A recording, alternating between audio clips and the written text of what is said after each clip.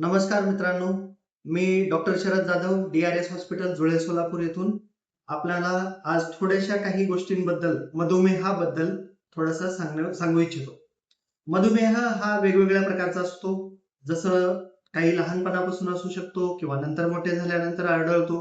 आपल्या सोसायटीमध्ये सगळ्यात जास्त कॉमन असलेला म्हणजे जो आपल्याला नंतर कालांतराने कळतो.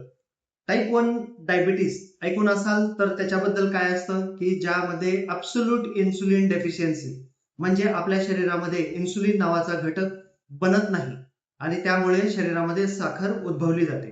बरं, आणखीन एक महत्वाची गोष्ट म्हणजे शुगरचा हा आजार म्हणजे साखरेमुळे नसून तो इन्सुलिनच्या डेफिशियन्सीमुळे असतो किंवा त्याच्या रेझिस्टन्समुळे असतो.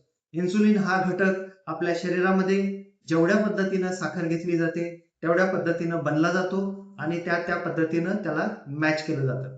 म्हणजे आपण जर साखरेचं जास्त सेवन केलं तर आपल्या पद्धतीनं तेवढ्याच पद्धतीनं इन्सुलिन सिक्रेट होतं.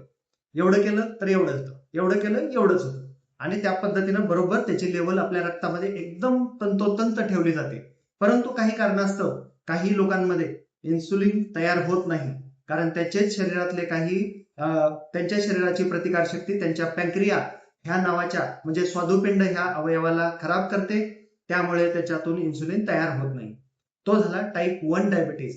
टाईप 2 मध्ये वेगवेगळे कारण असतात, ज्याच्यामध्ये तुमचा मोटापा असेल, ऍक्टिव्हिटी कमी असेल म्हणजे चालणं फिरणं कमी असेल, खाण्यापिण्याचं सेवन करण्याची पद्धत वेगळी असेल आणि त्यामुळे लिव्हरमध्ये चरबी साठली, शरीराची स्थूलता आलेली असेल, आपल्या जेनेटिकली काही गोष्टी असतील, आई वडिलांना मधुमेह आहे, तो मधुमेह आपल्यामध्ये उतरला असेल, ह्या कारणास्तव हळूहळू करत आपल्याला साखर वाढायला लागते.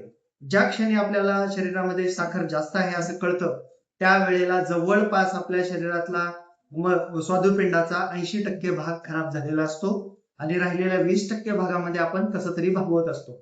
परंतु कालांतराने तोही 20% भाग हळूहळू खराब होतो आणि मग आपल्याला फुल फ्लेज हा मधुमेह तयार होतो.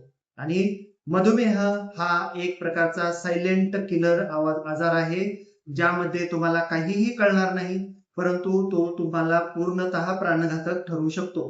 त्यामुळे सगळ्यात महत्वाचा मधुमेहाला कंट्रोल ठेवणे.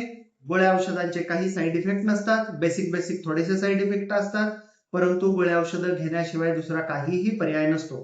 त्यामुळे ज्यांना कुणाला मधुमेह आहे त्यांनी जवळच्या डॉक्टरांना दाखवणे, त्यांच्याकडून तपासणी करून घेणे आणि नंतर आपल्या शरीराची काळजी घेणं खूप गरजेचं आहे. धन्यवाद.